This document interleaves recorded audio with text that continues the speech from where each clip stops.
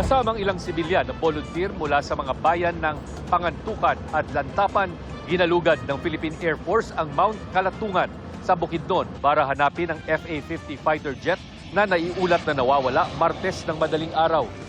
Natagpuan nila ang fighter jet pero wasak na ito. Habang ilang metro mula rito, nakitang wala ng buhay ang dalawang pilotong sakay nito. Yes ma'am, may visual confirmation, pero yun na, wala na pong buhay.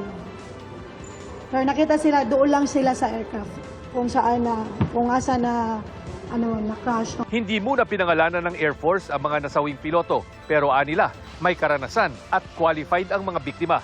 Unfortunately po, may indication na hindi po nakapag-bail out ang pilots. May iba-ibang versions pa ngayon. Yung iba sabi nakaupo, yung iba sinabi thrown out of the aircraft, yung ano. Sa inisyal ng investigasyon, tumama sa puno ang eroplanong may tail number 002 na bumagsak ito.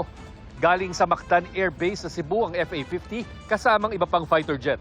Magsasagawa sana sila ng night tactical operation bilang suporta sa 4th Infantry Division sa laban sa New People's Army sa bayan ng Kabanglasan nang nawalan ng komunikasyon ang naturang aircraft. We provide air support to our ground troops. We deliver the necessary firepower from the air. To soften the ground and to preserve our forces and avoid casualties. So our troops from the ground requested the air support and the artillery fire support.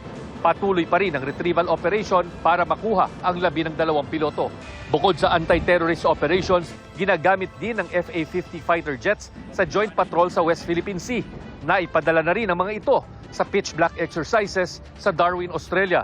12 lahat ng FA-50 fighter jet ng bansa na binili sa South Korea mula 2015 hanggang 2017. Pero habang iniimbestigahan ang sanhi ng pagbagsak ng FA-50 sa Bukidnon, grounded o hindi muna pinalilipad ang iba pang fighter jet. The sooner we can get the fleet out of the grounded status, the better. We really need our FA-50s to be there in case meron tayong kailangan harapin na challenges dyan sa ating binabantayang mga